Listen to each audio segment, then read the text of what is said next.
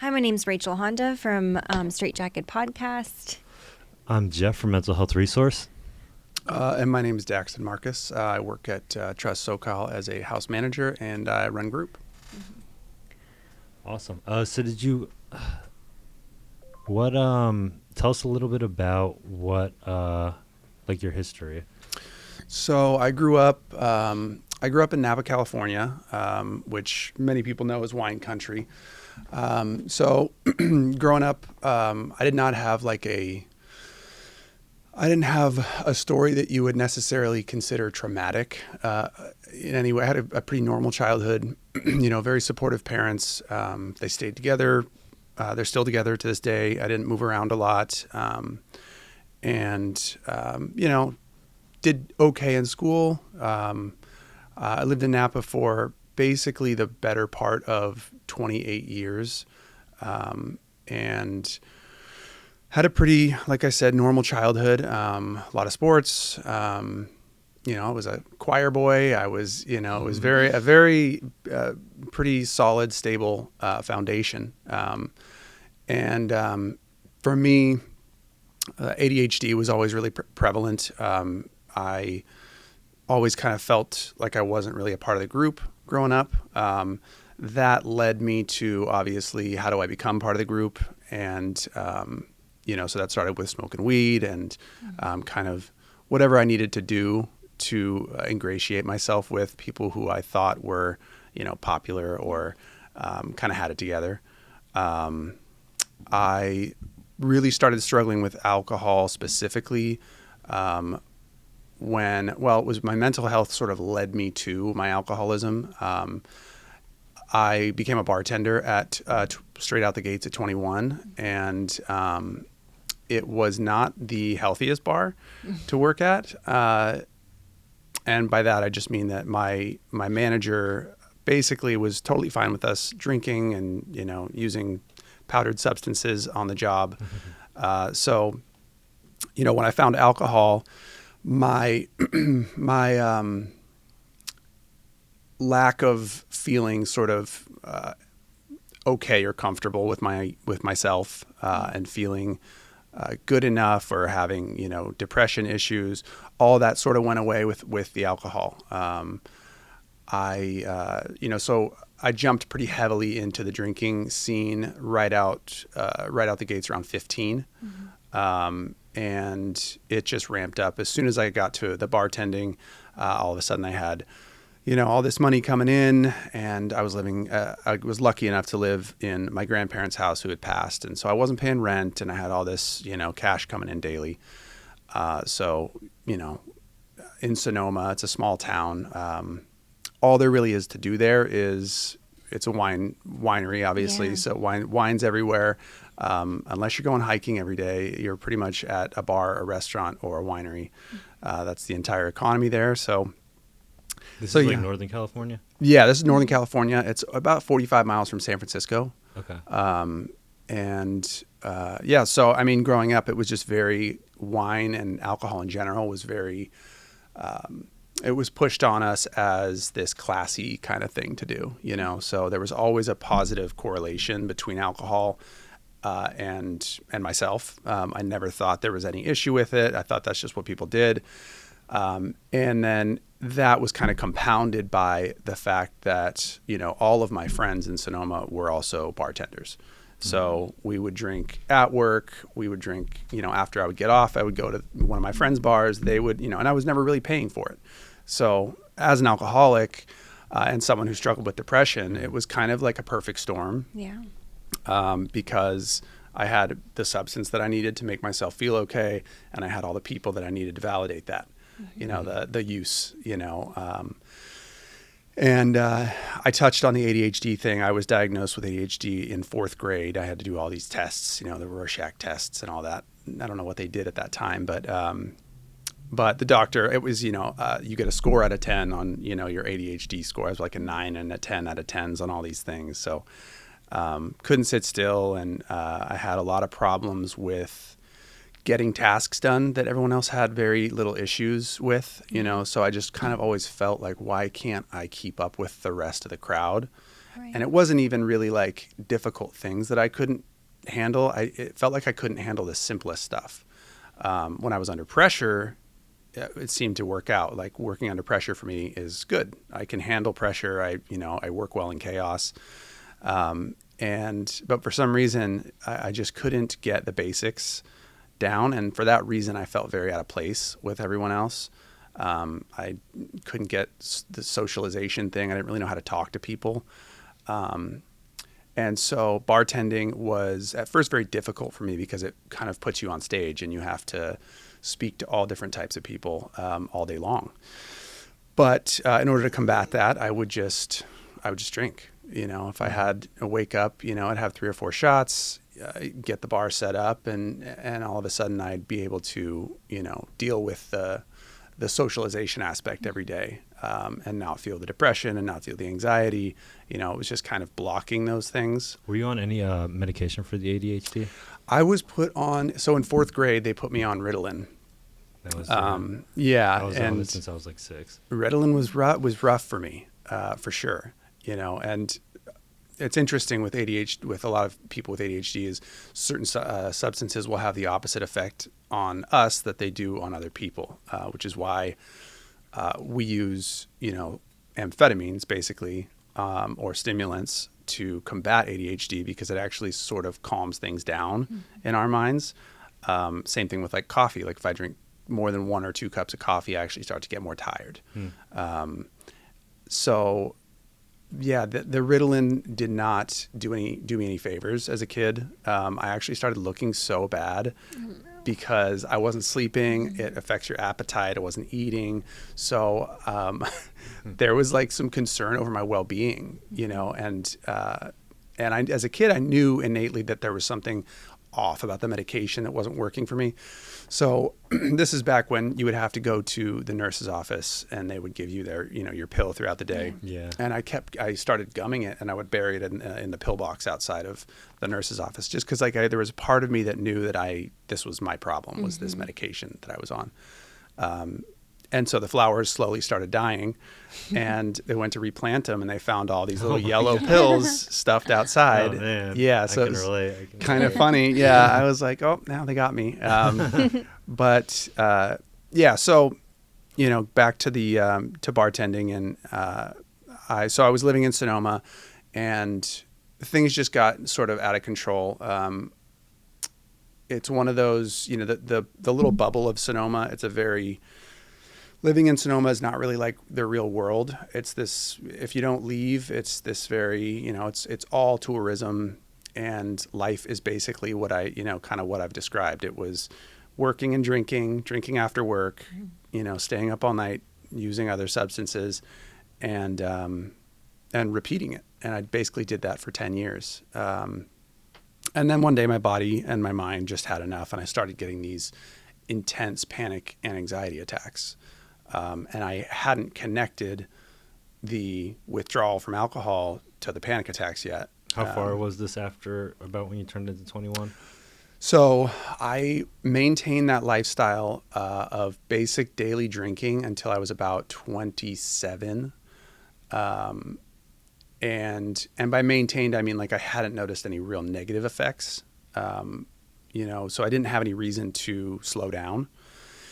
And then right around 27, 28, my drinking, I had my ex-fiance and I had split up, and that sort of sent me down another rabbit hole of mental health issues, which I then self-medicated with, of course, alcohol, even further. So, so at that point, my body started to kind of say no. And I was reliant, my mental health was reliant on the alcohol, as well as my physical health. At that point, I started waking up. If I hadn't had alcohol in about, 8 hours or more, I would be shaky and start having the anxiety attacks. And they were severe. I went to the hospital a few times. And then things really hit the fan at 29. My cocaine use had gotten very out of control with the alcohol, and I woke up one day and I just didn't feel right, and I told my roommate at the time to call the ambulance, and they got there, and my heart rate was at 217 beats per per minute. Whoa. Yeah. The EMTs were surprised I was still awake at that point. They're like, you should be passed out. So I went to the hospital. They couldn't get it down. I ended up staying there for about 5 days in the ICU until they were able to get it back into like a sinus rhythm. And after those 5 days, they discharged me in the morning, and in the exact same clothes I showed up in, I went directly to the bar. I didn't go home to shower. I didn't, my first thought was like the survival instinct had changed. It wasn't I didn't need water and shelter first. It was alcohol. It was my substances that I needed first and foremost before I took care of anything else in life. And that's when I really noticed, like, okay, this is a serious issue for me. And you would think that, any logical-minded person might attempt to slow things down, but I think it scared me. The idea of having to slow it down scared me so much that I kind of leaned into it. I really didn't want to face the fact that I would need to completely change the way that I lived. So I just drank to avoid that as well, which obviously didn't turn out too well. So I went to my first rehab in Colorado at the age of 30 after a couple more ICU trips. And What are the ICU? Were they like seizures or just like kind of? It was my heart. It was so my cocaine use had gotten very heavy at that point. Yeah, it was both. It was a combination of the cocaine use, the lack of sleep, the lack of most of my calories at this point were coming from my drinking. Beer. Yeah, just I would have. It was probably somewhere around 30 shots a day plus 10 or 12, beers and Jeez. I would 30 shots a day. At least beers. At least, and it's a small town. People notice, and when you stand out as an alcoholic in a town full of people who drink, they're not all alcoholics, but they drink alcoholically. It's when those people start noticing you have a problem, you've got a problem. So I had some people ask me to take care of myself from the context of, hey, we need you to go to rehab. Yeah. We're worried about you. And I did. And my life improved. Specifically, though, the struggles that I've had have been around relapsing. And since then, since my first treatment center in 2020, I have attended 15 rehabs.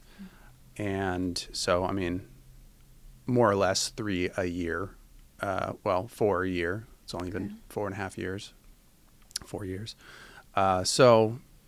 It's just been this constant cycle of trying to understand really what the deeper issues are that keep me going back to this. Because the lifestyle was for the last, probably 10 relapses, the lifestyle was not something that you would look at and go, I really want to go back to that. There was no real logical reason anyone would put themselves back in the situation that I kept putting myself in with alcohol, because a lot of the tools that they give you in treatment revolve around playing the tape through and, looking at where you're going to end up if you take that first drink or that first drug. And that wasn't working on me. I knew exactly what was going to happen. I actually would plan, at this point I'm like planning my next rehab stint, because I'm like, all right, this is probably going to last, 2 to 3 weeks, maybe a month, because they got shorter and shorter because every single time it's a progressive disease. And every time I would relapse, my mental health would suffer. It would get worse and I would go even harder the next time. So I'd end up in the hospital within a week, let's say, of, I was sober for X amount of months. And then within a week, I'm in the hospital again. And, here we go and back to rehab. And so I really started recently delving into, okay, it's not necessarily the quality of the treatment I'm receiving, because I'm receiving quality treatment. It's the disease is centered in my mind. My physical symptoms are the alcoholism. My self-medication is for mental issues, is for issues that I can't think my way out of. as much as I would like to think I can. So I really started focusing my efforts in treatment on learning about myself, how my mind works, my motivations. And for me, it's centered on the novelty and the dopamine that I need. I do seem to gravitate towards anything that provides dopamine to me. It could be shopping, online shopping. It could be, even just thinking about getting a task done actually provides dopamine. And I don't even have to complete the task. It's a strange thing, so that's where the procrastination comes in, is that I'll think about all these tasks I have to complete, and I get the dopamine as if I have completed them. But then they remain on my plate, so it's kind of a back and forth battle.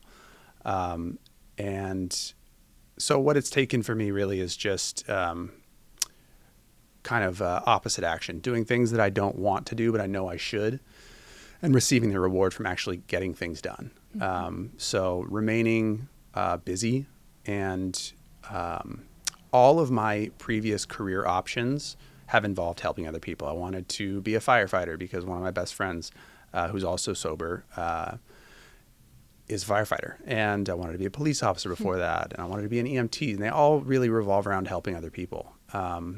So when I found this career as an option, prior to this, the only thing I really had knowledge in was bartending. I did that for 12 years at a very high level. And I thought, that was where I was going to end up. But therein lies the identity crisis, when you realize that you can't be that anymore because you're an alcoholic and you struggle with depression and anxiety, and I thought I could balance the two. I thought I could be that exception to the rule and be a sober bartender and do all these things, but it doesn't work that way for me. There's a small percentage of the world that can be around their drug of choice and know better, and know that that's not for them anymore. That chapter of their life is closed. For me, it's not a game I like to play. Yeah. So yeah. So I mean, that's kind of how I've ended up here, and things are so far, they're working out. But I don't like to rest on my laurels. I know that I will never fully have a grasp on my mental health or my alcoholism, especially if I stop doing the things that keep me healthy. For example, like I meditate, I get as much exercise as I can, and I eat well, and I try to get some sleep, the basic stuff. Like if I don't focus on, we've all heard the acronym HALT: hungry, angry, lonely, tired. I actually have to remind myself of that, once every few days, that, all right, have I actually taken care of myself recently? Is this why I'm feeling this way? Most of my triggers come from the basics. It's just, okay, I'm dehydrated, or I didn't sleep well last night, or I haven't spoken to another human in, 12 hours or something like that, So I do believe that you have to start in sobriety with your foundation. And for me, I believe the foundation has to be taking care of my body and my mind first. And if I know those things are taken care of, I'm much less likely to fall into this depression, anxiety, craving cycle that ultimately has brought me back to alcoholism so many times. So it's a lot of work, but working in treatment and in mental health and working with people who I can recognize myself in so often is helpful both to me and to them. I can really, I can relate to people from a standpoint of, I've literally done that before. I've acted that way, or I've made impulsive decisions in that way, and I can see kind of the motivations behind it. It's not, I don't believe that it's always the drug that's the motivation. I think it's the escape. So yeah, I'm very blessed to be where I'm at, and working here has been absolute game changer for my mental health, which I wouldn't recommend for everyone. Not We'll everybody. Keep the chaos. Yeah, it doesn't. It's not a one size fits all solution, but for me it works. So yeah. Hell yeah. That's awesome. Where do you think you still struggle? Boundaries. Okay. I think being a house manager, it's hard. the way I look at it is, this lifestyle, sobriety in general, allows me the opportunity to grow as a person every day, and working with people who are in early recovery and also have their own mental health struggles and financial struggles, and all of it allows, I really do see it as kind of on the job training for the rest of my life, if that makes sense, because I'm basically having to deal with the struggles and the problems of a large group of people. And by deal with, I just mean work through it with them, you know, speak to them about it, talk through it, de-escalate situations. So it kind of, I'm getting so much more life experience in a single month working with all these people than I would by myself, just living my own life, right? Because I'd only be dealing with my set of issues and my set of mental health problems. But now I'm in a position where I handle many people, and I try to help them work through all these problems. So it kind of condenses, it's almost like concentrating, you know, this learning about myself, because I see the similarities between all these people that I'm surrounded by every day.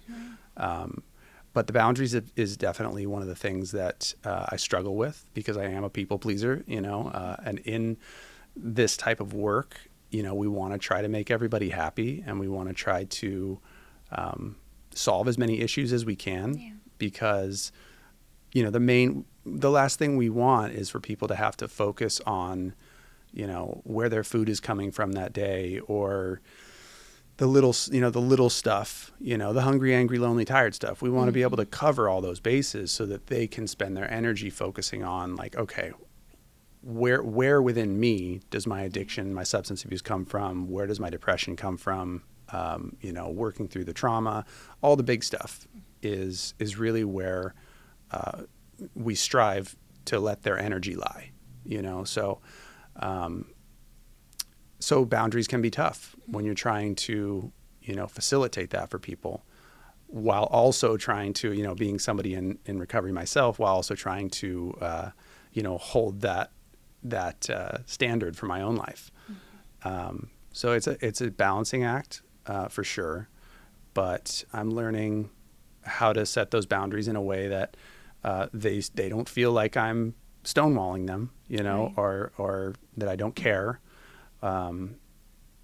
But the way I see it, I'm leading by example, right? I want them to learn these boundaries as well. So if they see me, you know, neglecting my own mental health for their sake, they're going to normalize that in their own life. And it's only, you know, it's only going to snowball and compound, for other people. So I like to try to lead by example. Some people call it tough love. Some people just, you know, I just feel like I'm trying to set a standard of, this is how you should treat yourself, you know? So I don't mean it, you know, I don't mean boundary setting to feel, you know, neglectful or you know, rude in any way. You know, it's really more about setting an example. Yeah. And they definitely need that, because if people take on too much, that's when they end up relapsing. So that is a good skill. Absolutely. Yeah. And so with your ADHD now, what do you think helps you manage it? Anything that requires all of my attention, because for me, the way that ADHD feels is, it's like, I heard it put best I think one of the ways I like, that I've heard it put is, it's like having, you know, a Ferrari brain with bicycle brakes. You know, it's just go, it's rapid fire. So learning to, and a lot of it is useless. You know, a lot of the rapid fire thoughts are completely unrelated to anything that could be considered productive. So I do think that, for me, the breathing techniques, like meditation and breathing. Yeah. I try to do that, before bed. Is there any like particular way you do it? I just do box breathing. 5 in, hold for 5, 5 out, hold for 5, 5 in, hold for 5, kind of that whole deal. And I don't usually listen to guided stuff. I try to just kind of clear my mind, because that's kind of the whole issue that I have. And that's what alcohol did for me. You know, where most people would be like we discussed kind of how much I had been drinking daily. And you would assume that somebody who had drank that much would be kind of getting sloppy and all over the place and causing a scene. That alcohol doesn't affect me that way. I was very mellow. I almost never got cut off by bartenders because I just never acted drunk. I don't believe it had to do with necessarily with my tolerance either. I just think it had to do with the way that ADHD and alcohol combined for me. It had more of a calming, focusing effect on me than it did, a let's party kind of thing. And the same with the cocaine. It's a stimulant. So my friends would be kind of, bouncing off the walls, and I would kind of, it would focus me, it would calm me. But those things aren't sustainable. That's, you think you found your fix for life's, struggles, or the mental struggle of getting through the day sometimes. Really, I think that's what it started out as. It's just like, I don't feel like I can get through today sober, like with whatever goes on naturally here. At that age, I just couldn't handle it. I didn't, I didn't have the tools to understand any of what was going on in my mind. So really, I look back now on, the 5 years of getting to treatment and the hospital visits and all the wreckage. And I feel,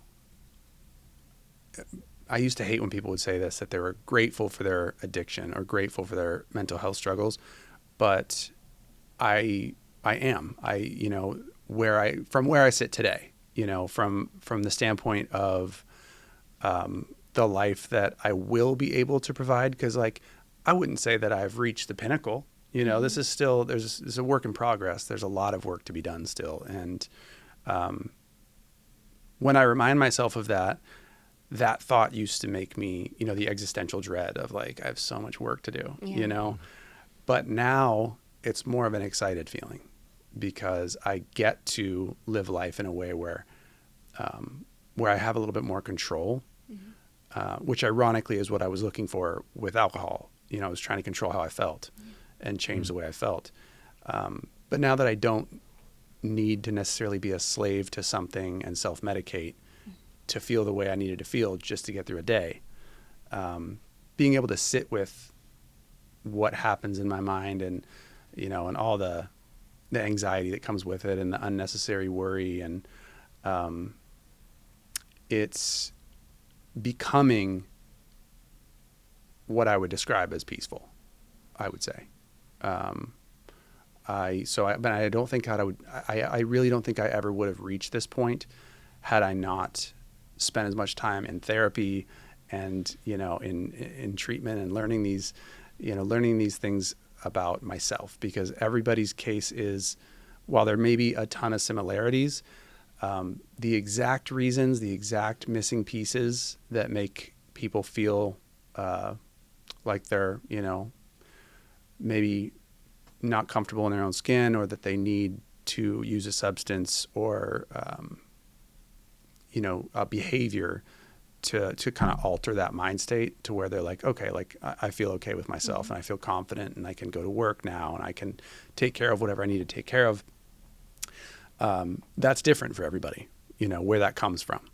So I think the struggle is not using, you have to explore. You have to explore these tools for your own mental health and figure out what works and what doesn't. And unfortunately, with that comes the trial and error of, if you're an addict and an alcoholic as well, trial and error can be deadly. So, I think, if I was going to recommend one thing above all, it would be therapy. I know that I agree. Therapy. Yeah. And meditation. I think meditation will get you to therapy though. Definitely. Yes. If you can if you just learn to sit with yourself, because that's really what I was trying to do with my alcoholism, was I just couldn't sit with myself.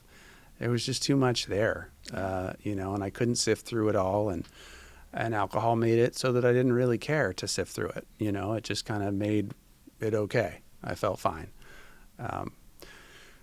But time doesn't wait for me to stop drinking, so it's, sometimes I look at it like, with a little bit of pangs of regret that, I let so many years go by before recognizing it, but I can't really beat myself up for that because, again, like I was kind of in a world where my behavior was very normal. Mm-hmm. The level of drinking really only became a problem towards the end when I sort of outpaced everyone around me, which is difficult to do, at least in my friend group. And so I had to leave everything behind, really. I haven't stayed in the same place for more than 6 months in 5 years, just because of relapsing and things like that. And all the people I grew up with, I had to kind of say goodbye to those relationships for a long time. And that provided its own set of mental health challenges. Right. So there's no perfect solution to any of this. You can leave the people that maybe you shouldn't be around because they're unhealthy for you, but then you're going to feel lonely because you need a new group of people. So one problem can create another in early recovery or in just dealing with, depression. Everyone's going to naturally try to self-medicate when they don't feel right. So I think it's important to recognize that the first thing that works for you isn't the only thing that will work, and alcohol and drugs is many times is the first line of defense because it's there, and everyone else is doing it, and it's very socially accepted. It was you that don't have to feel, you can escape. Right. Yeah. Oh, you had a stressful day at work, go sit and have a whiskey, and it's just kind of pushed on you like that. So, and it doesn't have to be, a commercial selling you whiskey at the end of the day and you like putting your slippers on or whatever, those Crown Royal commercials that I used to see. It's the same idea. It's the idea that's being sold. That you need like something. That's gonna be nice. Right. That's going to be nice, or, and you can replace that glass of whiskey with anything that works for you. But, so it takes a lot more work, sitting and having a glass of something that makes you feel better is very easy. And we all love instant gratification. Sitting with all the negative thoughts and saying, instead of having a glass of whiskey, I'm going to meditate and I'm going to call my therapist. Those are much more difficult things to do. They don't sound fun. And, and for someone like me who I run on dopamine, I need things to be entertaining, or novel or new or fun. Boredom is honestly painful for me. So I can't isolate. Isolation is a big trigger for me, which is another reason this job is great for me. I'm almost never alone. So it's been great. There's always going to be struggles. I had a little bit of a rough patch yesterday, but I ended the day with, a meditation and I exercised and I ate a bunch of healthy food and I got some good sleep and, but yesterday, there was a point yesterday where, I'll have these moments and they're much more fleeting. They don't last as long anymore, but I'll have these moments where I know there's nothing I can do to make that feeling go away because I can't drink, right? I just have to sit with it and let it do its thing, and not fuse to the idea that that's how I'm going to feel forever, right? Because when I get that overwhelmed, anxious, depressed, sad, lonely, that all kind of hits you at once, it feels like the narrative that I will tell myself is that everything's going to come crashing down, right? Like everything gets, all of that voice inside that says you're going to fail, applies itself to all the most important things that I have in my life at that moment. Because, and I do believe that that's partly my addiction that wants me in that vulnerable place. Yeah. Because when I'm feeling that way and I've got this little voice that says that I'm going to fail, and everything that I've worked for, and those voices that pop up, the doubt and the criticism, that's exactly where my addiction wants me, because in the past, that is where I've been like, I cannot do this, and I find myself at a bar again, and I'm making all these fake friends, and everything's okay for a while. And then, but it's not lasting. It's not lasting. And then all of a sudden the police start showing up, and, the legal issues, and the family doesn't trust you anymore. And obviously the financial issues, and you lose your job, and it all just compounds on itself.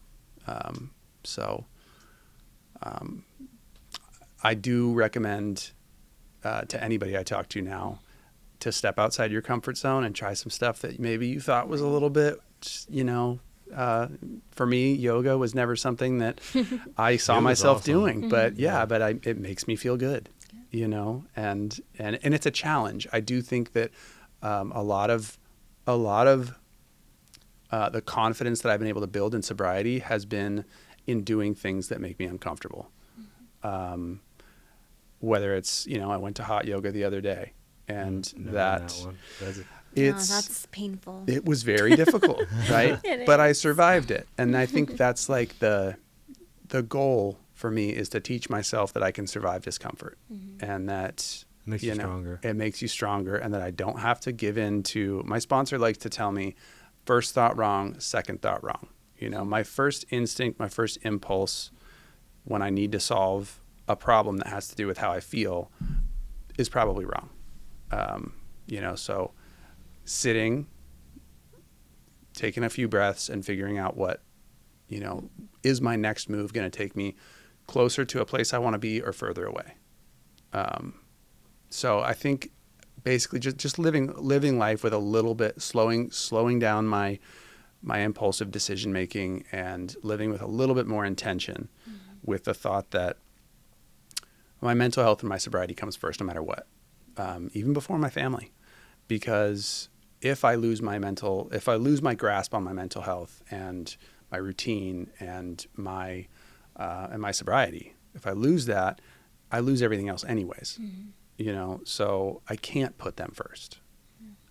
And that's a hard thing to ever, I've talked to a lot of people, and they're like, absolutely not, family first. And I'm like, it's not going to work like that. I mean, for a lot of people, my family happens to be healthy, right? I'm the only addict in my family. So I'm kind of the black sheep, and I didn't have a whole lot of trauma that, that would make me an addict or an alcoholic. It's just, I just am. So I've got to live, I've had to cope with that. But my family knows, that this comes first, and they support that. But there's a lot of people who don't have a family that they can lean on like that. They're actually part of the problem. So you really just have to know that's where the boundaries come in, and it does become lonely, because people will have to be cut out of your life, and they aren't going to take that very well. And some of them are going to curse you for it and make you feel, like you're a terrible person. But you do have to be pretty selfish when you find what works. And all of a sudden your days start to feel a little bit lighter, and you're not having to resort to popping the pills or doing the lines or drinking or drinking the whiskey all day. For me, that's priceless. 100%. Otherwise, for me, I die if I go back to the way I was drinking. And what do you want for your future? Right now, I try not to think too far in the future, but in the context of like the next 3 years, 3 to 5, I'd like to continue in this industry. And I mean, this is as much as I'm helping other people, and I love that, this is still a growing process for me to get from where I was to wherever it is I'm supposed to be. I don't know, I'm a spiritual person, I don't know that there's necessarily any one place I'm supposed to be, but I know that my personality predisposes me to certain things. And, you know, so staying in this vein of work and helping other people kind of find the confidence to walk through some of these fears, and build, you know, a more of an identity in sobriety, because I think that's another problem, you know, is when you identify with the person that you were in, whether it was in your depression or in your recovery, or, you know, wherever you identify, you're typically going to kind of lean back into that. So I would like to end up somewhere where I can truly impact people and show them that just because you lived a certain way for X amount of years, that doesn't necessarily write your future. You can let it, but there are plenty of tools and there's plenty of people to support you to, you know, to kind of show you that as hopeless as it feels, and as insurmountable as it feels, and, you know, some people, just the idea of going through a day without whatever it is that makes them feel okay it's just unimaginable, you know, and I was definitely one of those people for a while. So there's plenty of examples out here of people who lived one way and it would have killed them, but, you know, it takes a lot of hard work. So just helping people to get the work done that needs to be done, you know, without help, I would never have made it here. There's no doubt in my mind that I would either be in prison or 6 feet under at this point, if I had kept drinking that way. You know, because I also was a chronic, I would drink and drive, you know, and it just, that I think about how lucky everyone else was having me on the road for years, and how lucky I am. You know, there's got to be a way to turn all of this into something good. So maybe it has something to do with redeeming myself in my own eyes. I don't know. You know, it's just like turn all this suffering and the pain and the mistakes and the worry that I've been through in the past, you know, 10 to 15 years of my active addiction, and then the last 5 of my, you know, struggling to reach recovery. That's all got to mean something, right? Like that goes on my quote unquote resume, you know, and I come from a place of personal experience, and I can hopefully reach a few people that otherwise would have gone straight back out and not made it. Exactly. What do you think are some good, well, I guess, do you think that the prescription of medication at such a young age for ADD and ADHD is beneficial, useful? No. I mean, I know you said that you were spitting out your Yeah. pills, but then it's like at the same time, you know, I can see that you are acknowledging that it's like, you know, part of your story. Yeah, I think that's a good question. Obviously, I don't, you know, claim to be an expert on psychiatric meds, but for me, knowing what I know now and looking back on how that affected me, I wish that I hadn't been placed on medication that early. That being said, I think most people have kind of an innate gut feeling whether or not something is working well for them or not. I probably could have tried other medications at that time and found one that worked and didn't have the negative effects. But I had already kind of made up my mind, and my parents supported me, and they said, you know, you don't want to take it, you know, we're not going to force you to take medication.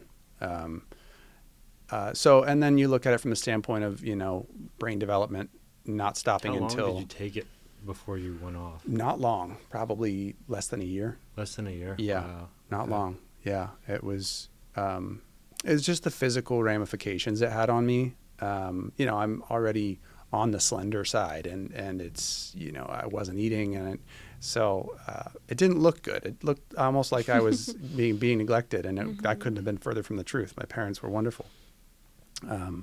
So, everybody's different. I'm not going to tell a parent who's got a child who's struggling in the way that I was not to try everything, but listen to your kids. Always listen to their own take on it, because it may be a fourth grader, but they know how they feel, and they know what's negatively from a medication standpoint. You're not the one taking the medication. So if your child doesn't feel like it's something that's healthy for them, maybe try something else. So that's my personal take on just at that age, like you said. It's hard to know. It seems all right. I think any younger than that is like, yeah, you can't really advocate for yourself. Right. Yeah. Any younger than that, and I wouldn't have. And I was a little afraid to advocate for myself, obviously, because I never told my parents I was hiding the pills in the. That's true. Right. You were doing it secretly. I was sort of just like, I don't think so. But they had, I guess, the foresight to be able to tell, like, hey, this guy doesn't want to take these. Yeah.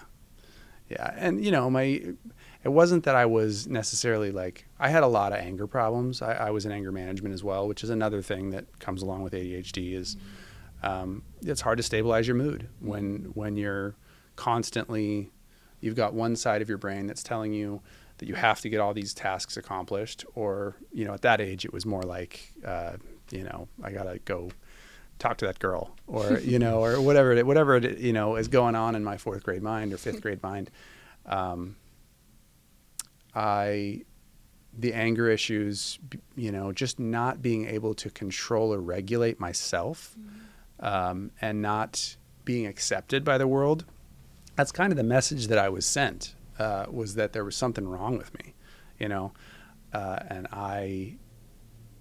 and then the medications didn't work, and I thought, well, then it's me, I've got to be somehow, there's a broken part or something.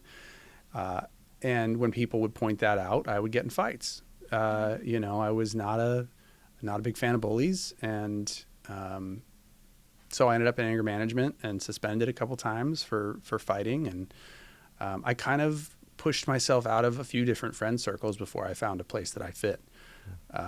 And even then, I just never really felt like I was part of that group. Like they accepted me, but you know what I mean? It felt like it was like a begrudging acceptance. Like, all right, he's cool enough. There's something off, but we'll let him stay.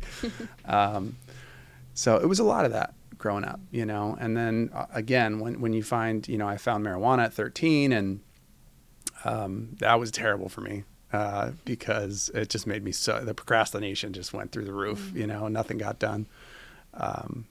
So I am also one of those people that I'm naturally, I crave healthy foods, so I think there's something mentally about me knowing I'm taking care of myself that has, whether it's a placebo effect or not, it's an effect. Yeah. If I am going through the motions of taking care of my body and my mind, is it helping? Probably. Is it helping as much as I feel like it is? Who knows? I think a lot of it is just that the idea that I'm living a healthy life makes me feel good. So whether or not it legitimately is making me healthier, my cholesterol looks great, so I can't argue with the healthy food part. But yeah, a lot of it I think is tricking yourself and living in a way that your mind responds to. I do believe that there's, a pretty strong correlation between, when you have a craving for something like candy, that your body is telling you something. So listen to it in a lot of ways. The fact that I don't crave donuts, I think a lot of that has to do with, at the time when I was an alcoholic, I never really liked sweets because alcohol just turns to sugar in your body. Yeah. So I had plenty of sugar. The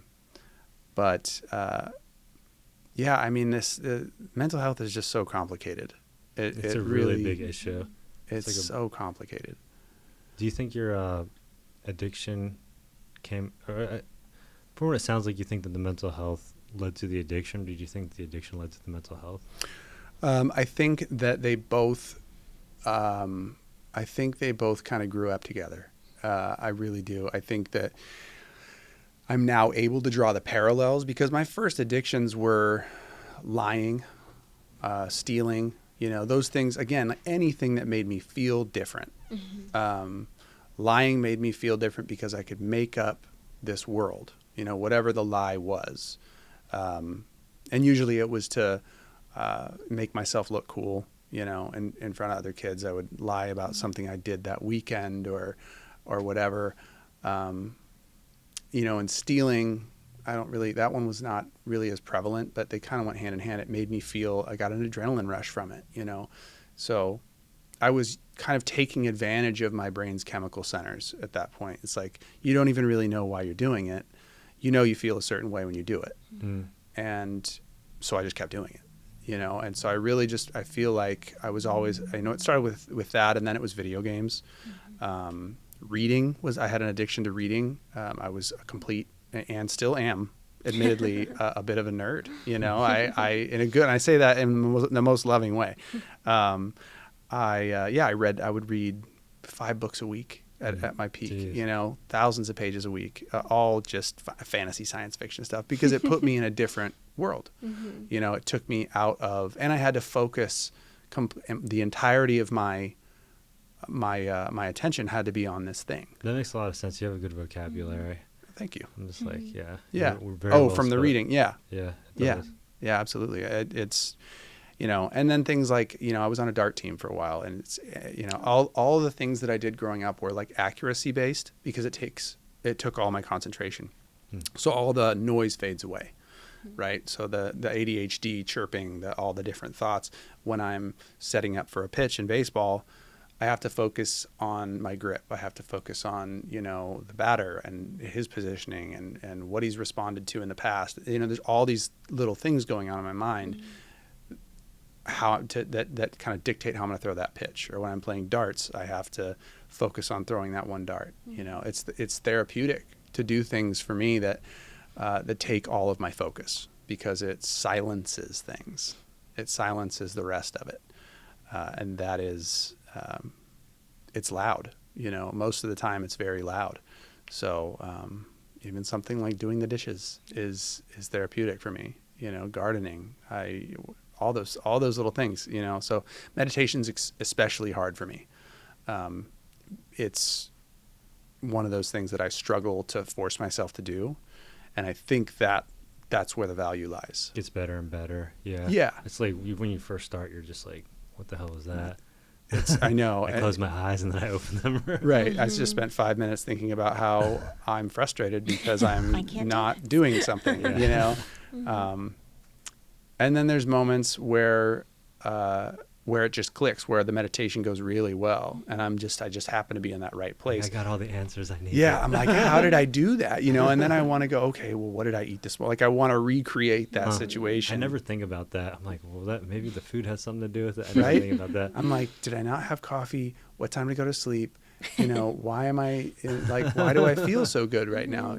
Because that is I know I can't feel this way all the time like I used to, because like in the first, I'm not going to, of course, lie about it, but in the first 5 to 10 years of my drinking career, I was having a great time.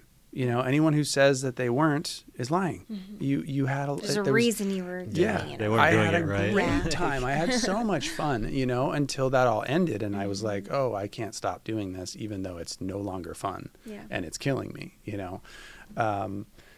But yeah, for a long time, it was a ton of fun, but it wasn't real. And I think that's what has to be in the forefront of my brain, is that it is not, it's artificial. I'm putting artificial dopamine in my brain and my body. And, yeah, sure. While that's there, awesome. But then when I come down from that, the hangover of just being depleted of dopamine and of course dehydrated and all the other things, you start to teach your brain that it doesn't really have to, when you're basically guzzling, synthetic dopamine all day or snorting it or whatever it is you're doing, you're forcing your brain to create an amount of dopamine that it normally could never create. And then when you take all that away, you dip way below the baseline. So, I mean, hence the high relapse rate. No one wants to feel that way. That's what detox is. That's what withdrawal is. You know, it's part of it. There's a lot more that goes into withdrawal than just the dopamine. But, you know, you've basically handicapped your brain's chemical centers at that point. And of course you feel depressed. Of course, you know, you taught your body to operate at a level of, you know, all these happy chemicals that is just so unrealistic. So yeah, normal life feels horrible now because you're not way up here.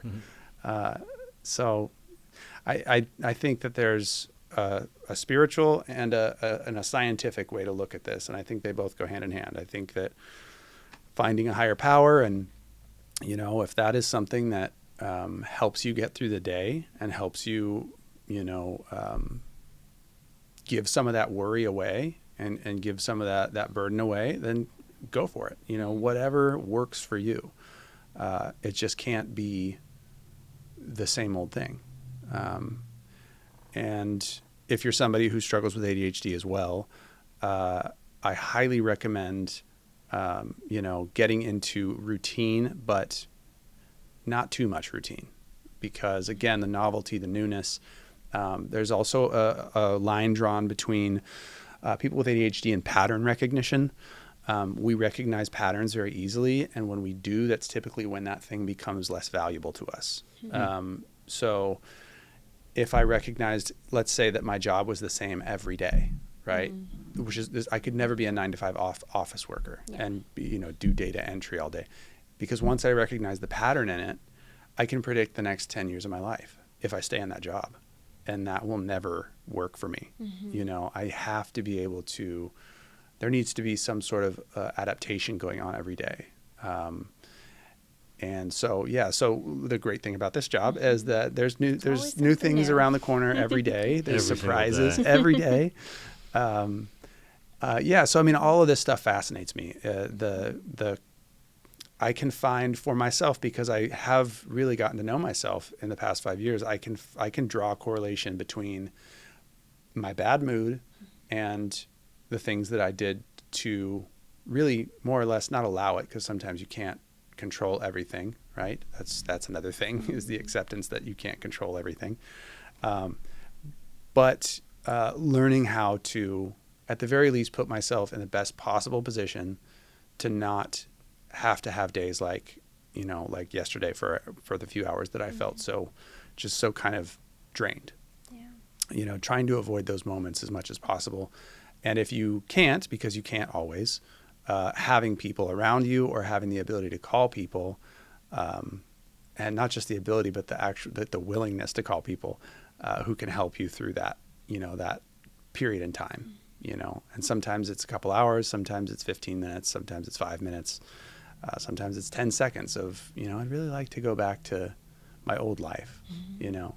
But when I'm thinking about that, when I'm thinking about going back to my old life, I'm only thinking about like a glimpse of it, you know, that moment in the day where everything feels good, you know, one of the good days, you know.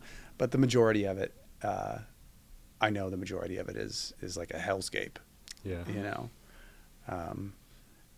But yeah, from a mental health standpoint, for me today, I still struggle. I still struggle. But I'm aware of everything now. I think it's the self-awareness, and not blaming myself, and not, you know, not feeling like I'm a failure because I felt off today, and not feeling like I am devalued because I didn't accomplish all my tasks today, you know, just sort of coming face to face with my own humanity and realizing that I'm not perfect, and that days aren't going to be perfect, and that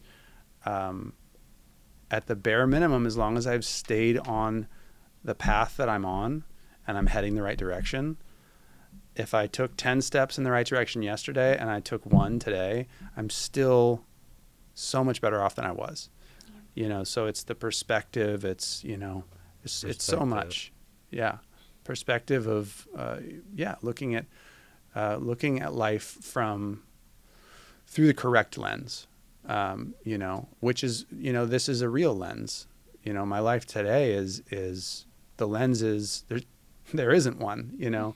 Before it was the rose-colored glasses because I was drunk all the time and I was using all the time, and that wasn't real. I was looking at life through the lens of addiction and alcoholism, and now I don't have a filter on it anymore, and there's it's painful sometimes when you're not where you want to be. But again, it's I think the patience and the perspective of where I was versus where I am versus where I'm headed. And sometimes that's not enough for people. Right now it's enough for me. I'm able to shoo away those super negative, existential thoughts, pretty effectively. I'm still unmedicated. I take nothing for ADHD. So, I take some things, theanine, I take some things, vitamins, fish oil and zinc and all those things that we're told, vitamin D that help with, a lot of things, but specifically the ones that I've been told help with, memory and focus and mood stability and all those things. I do what I can. Like I said, whether it's a placebo effect or not, I don't know. But it's keeping me on the straight and narrow at the moment. So nice. Yeah. Where are we at with time? Hour 5. Hour 5. I remember you said that you wanted to talk about some of the AD. I remember you're doing something like that. Is there anything else that you wanted to cover, basically? Yeah, I wrote a couple things just because I knew I would forget something.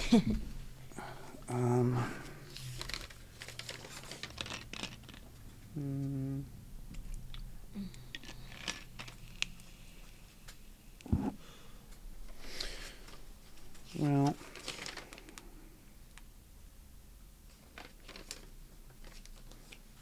yeah, so one of the other things I think that for me that the ADHD we need to focus on, because I feel like we focused a lot on the negative sides of it and the things that kind of predispose us to substance use. I read somewhere recently, it was a recent study, I can't remember the website that I was on, but that 50% of adults who have long-term ADHD, because sometimes people will have ADHD as children and it doesn't really continue on into adulthood. So for those of us who have ADHD that continues on into adulthood, 50% of those people, on average, have had struggles with substance abuse in the past.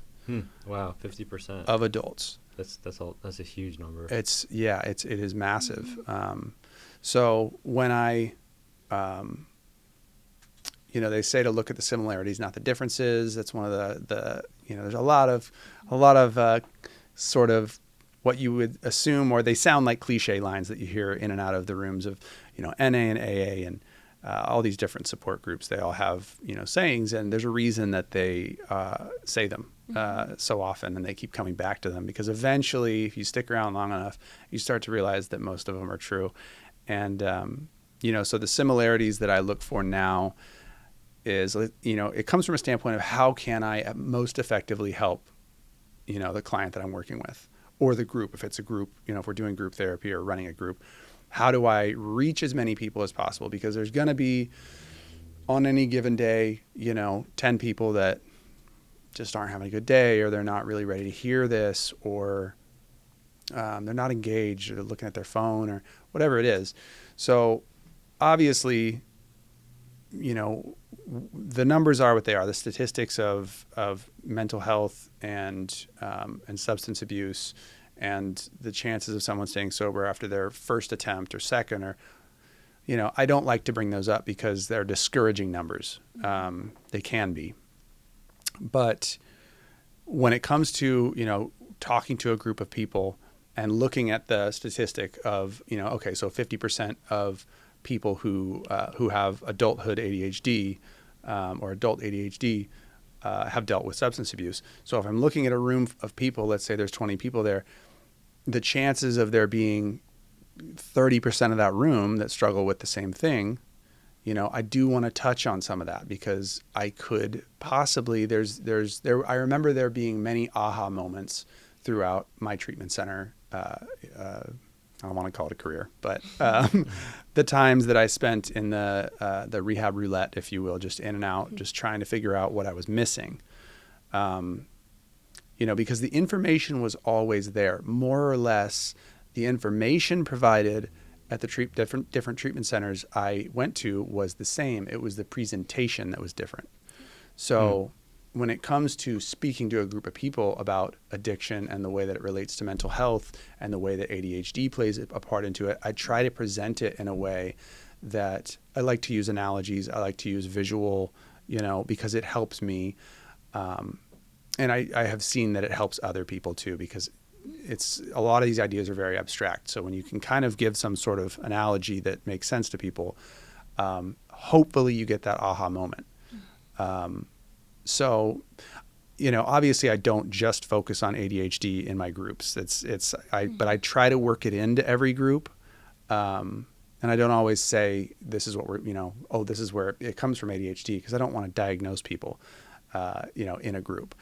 But I do like to focus on the reward center issue. So if your dopamine is naturally lower than the rest of the society, typically if you have ADHD, your dopamine levels are at a deficit. So that affects all of those things, including your reward center. So when I do a task like fold my laundry, right, I get a much larger reward from that simple task than most people do. It just doesn't last very long. And the executive dysfunction part is it's nearly impossible for me to initiate a task like that, to actually begin to do it, to, just getting up out of my chair and starting that task is painful. It's hard for me to do. It's the last thing I want to do. So how that relates to mental health and substance abuse is especially with depression, because depression is already everything is underwhelming. When you're depressed, there's very little that can motivate you and, make you feel excited to go out and do this thing, especially when it's mundane tasks. So when you're sort of battling on two fronts with the ADHD, the depression, maybe there's some substance abuse in there as well. How do we get people who have no reward center and no motivation due to depression, and they're in early recovery maybe, so they're already either they're in withdrawal or they're in post-acute, which lasts sometimes up to 6 months. It's very difficult to get those people to work for their own, because at that point you have to work for those chemicals to come out. You have to get in the gym. You have to, if you want to have feel-good chemicals, you have to take in action. That point, you have to take action. And none of it's ever going to feel good at first. The actual getting ready to go to the gym is not going to feel good. You're depressed. You're withdrawing, whatever it is. So getting people to realize that they are going to have to work for their recovery. They're going to have to physically get up and legitimately walk out the door and go search for that recovery, whether it's at a meeting or whether it's for that day, whether it's in the gym, just whatever it takes to keep them sober that day and get them into the next sober. Those are the things that I try to motivate people to do. And I've gotten good at it because I had to learn how to motivate myself to do it. And I am a very stubborn person when I don't feel good and I don't want to do something. I used to find so many excuses not to do it, or not even find an excuse. I just wasn't reliable. So it's really, I think one of the big ones is focusing on how do we activate this person's reward center? how do we, because if they're not being medicated, and in most cases, people will have tried some type of ADHD medication. But for addicts, we don't want to put an amphetamine in your system. If you're, if you're a meth addict, we don't want you on an amphetamine every day. That's not going to be, no. here's some Adderall. Well, they will try. They will try. They will 100%. And they don't do. I know that when I was in my addiction, it was never personal. I was never trying to harm anybody. Yeah. When I went out and, disappointed people because I relapsed, it was never my intention to hurt anybody else. I just wanted to feel okay for that day. And that's where I had pigeonholed my reward center in alcohol and drugs. That's the only place I could activate it at that time. I had pretty much, it was dead to the rest of existence for me at that time. So, I mean, if you are struggling with ADHD, if you're somebody who struggles with substance abuse, with depression, all of that, it is an uphill battle. There's a lot of moving parts, and you kind of have to come at it from multiple angles. You can't, there's no, way to combat all three of those things with just a pill. There's no, Ritalin's not going to do it. It may help, but you're going to have to, there's layers to this whole thing, the foundation again of, you have to take action. You have to put yourself in healthy, uncomfortable situations that allow you to grow and allow you to build confidence in yourself and walk through the fears, because fear is one of the most, in my opinion, fear was one of the biggest motivating factors in all my relapses. It was fear of being sober. It was fear of, because I've seen everything that alcoholism can give me. I've literally explored every single corner of alcoholism. I know exactly what it provides for me. What I don't know, what I haven't explored fully, is sobriety, is meditation, is yoga, there's all these things that I have available to me that I could explore that could give me a life beyond my wildest dreams. And it could completely change the way that I view mental health and that, that I operate in the world. And it is, I'm at the beginning of the process, but I'm seeing like real palpable, results from the actions that I've taken. And, it's taken a lot of sacrifice and a lot of hard decisions and sad days but it's part of the process. And it's become probably my greatest source of pride, is what I've had to really choose to do. It wasn't that I wasn't put through this by anybody but myself. No one ever forced me to go to treatment. No one ever forced me to look at my trauma, to look at my my ADHD. And also a lot of people kind of poo-hooed the ADHD idea. It's very I think it's under-researched, underfunded, and I think that it's not given its fair share of weight. Because especially, looking at it from the standpoint of, sure, it might not be the only source of your problems, but when we're trying to combat, suicide rates and relapse rates and all of those things, again, there's no one fix. We have to look at every reason that these people are behaving the way that they're behaving, in self-harm and in, because at a certain point, once you've learned enough about your addiction and your alcoholism, that becomes self-harm as well. When you're no longer enjoying yourself and you do it because you're dependent on it, you're harming yourself. Yeah. I do wish that there was more time spent on that subject, on the subject of ADHD in relation to, the sobriety and the recovery world, because there are fewer options for people who are addicts. Like I said, we don't want to put them on amphetamines. So what do we do? You know, where does the conversation go from there? How do we help these people that have these executive dysfunction issues? And, you know, all of it makes recovery and mental health issues that much more difficult to deal with. So I just wish there was more, I wish there was more research. I wish there were more options from a pharmaceutical standpoint. You know, something a little bit less. I know that there's non-stimulants. There's Strattera, but there's Strattera. It makes them feel bad. Yeah, like, it doesn't. I feel like horrible. Yeah. You know, we're creating these. Modafinil, I've heard good stuff about. But I've heard that it's like a little bit gets you going a little bit too much. Still, right? Yeah. Still a stimulant. Somebody told me I thought it wasn't a stimulant. I don't know. I mean, it's not as bad as Adderall, and you know, but it's still bad. Yeah, it's still it's still something. Yeah, I mean, anything like, you know, like we've talked about, anything that I can use as a crutch, and if it creates, you know, if it creates synthetic dopamine or real dopamine or whatever you want to call it, I'm probably going to abuse it. Yeah. For sure. Yeah. Most likely. Yeah. So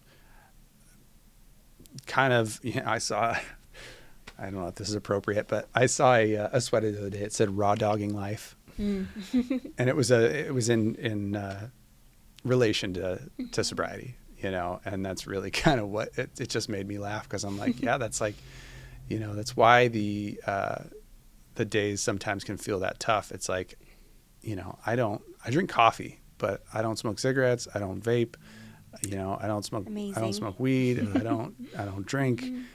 You know, none of it. And you know, that I have asthma, so it's not like it was all on willpower alone, but, you know, so I really feel that I have to, and maybe I'm forced more than most people to find alternatives. And I get that right now. I have it, I get it from people, and I get it from the exercise and from learning about what works with me. It's really kind of an interesting, I wish there was more, I wish that I had like an ability to kind of record data on myself over the past few years. And, you know, you ever wish you could kind of look back on a period of your life kind of from the outside looking in and really be able to like see what you were doing and what worked and what didn't, because it's been such a whirlwind the last 5 years. It's hard to know what contributed to my mental health and sobriety, and what didn't. So all I know now is that I'm blessed to be where I'm at. I'm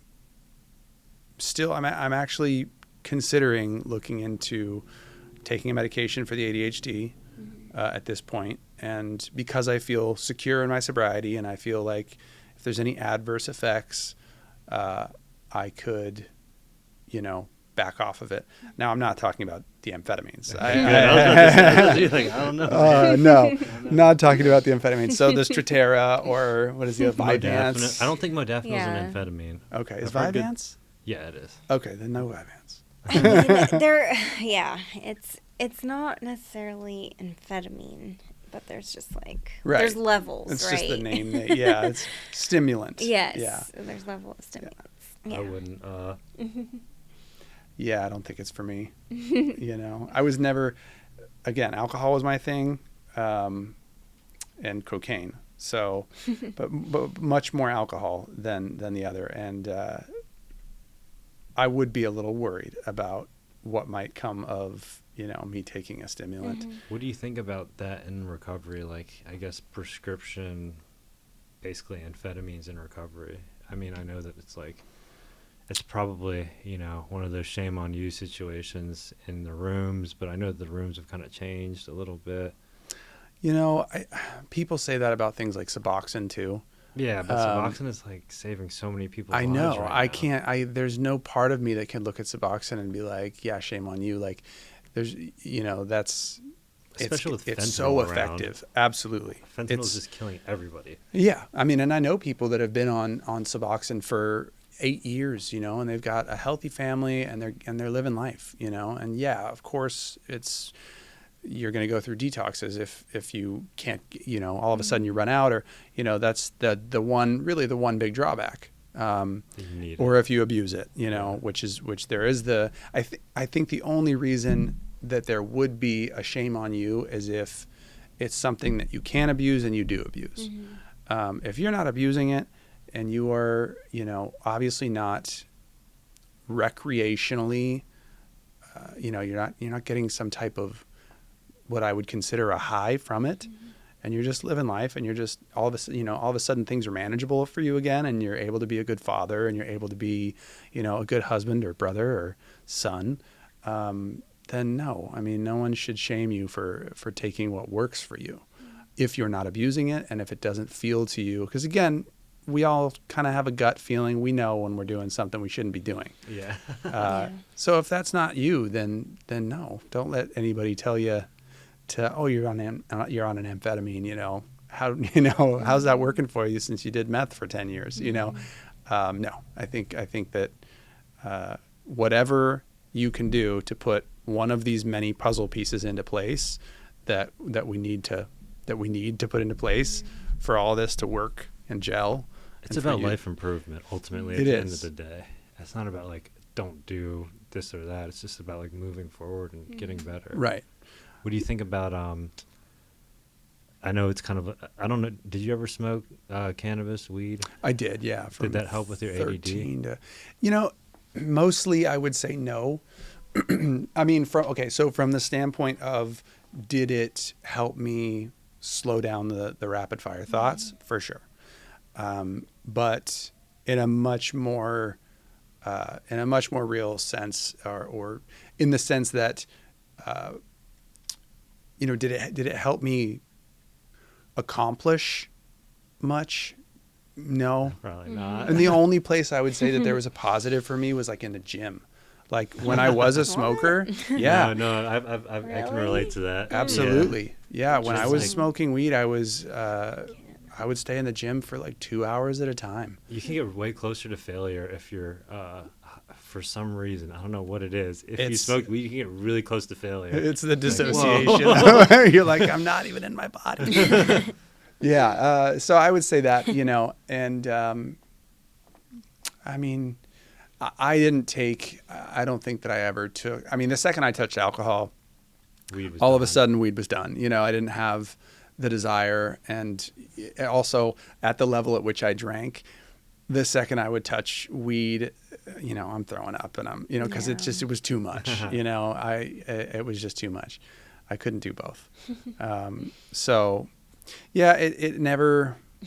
Once I became aware of, and also once I had more responsibility, you know, it was one thing to be a stoner when you're 13 to 18. You're not dealing with anything. Yeah, once once the bills came in and you know, I'm paying rent, or, you know.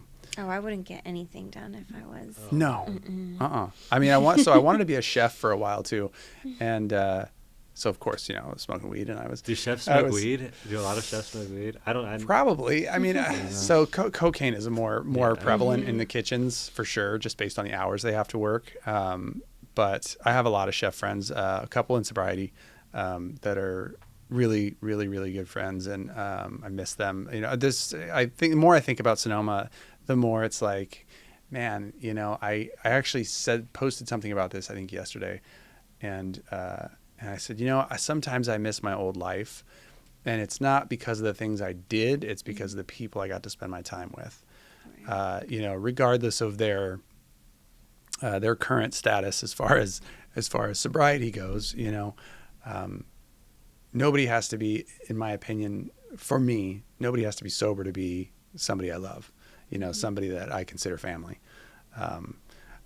Unfortunately, when you get sober, it creates a rift, an unavoidable rift between people who are just not comfortable really having the dialogue about it with you. It's not that they it's for some people, it's maybe it makes them look too much at themselves about maybe I should do what Dax is doing, or for some. For others, they're just normies. They're able to keep up with all of their responsibilities and with family, and it doesn't affect them the way that it affects me. Right. So it's hard for them to understand. And I think a lot of people have that problem with their families. So myself included, again, I'm the only addict or alcoholic in my family. So it took a lot of time and a lot of, luckily I do have parents that did some research and they tried to understand, and they didn't just write me off. Your parents were really good with you guys. Amazing. Because they were it sounds like not all parents will listen like that. Yeah. I mean, my dad was, I would say my dad was a heavy drinker, but he was always functional. And that didn't last I don't think he drinks. He probably doesn't drink much at all now. I mean, he's older. He's in his late 70s now, but yeah, I mean, and my mom told me the other day that she stopped drinking about a year ago, and she never told me this. And I'm over here oh, no wonder she didn't tell me, because that's a flex. I'm over here struggling to stay sober, and my mom just puts it down for a year, and I'm like, geez. So I found that out the other day, and I was like, wow, that's incredible.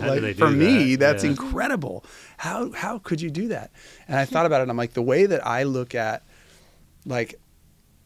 my surprise and my looking at how difficult it was and is for me to stay sober.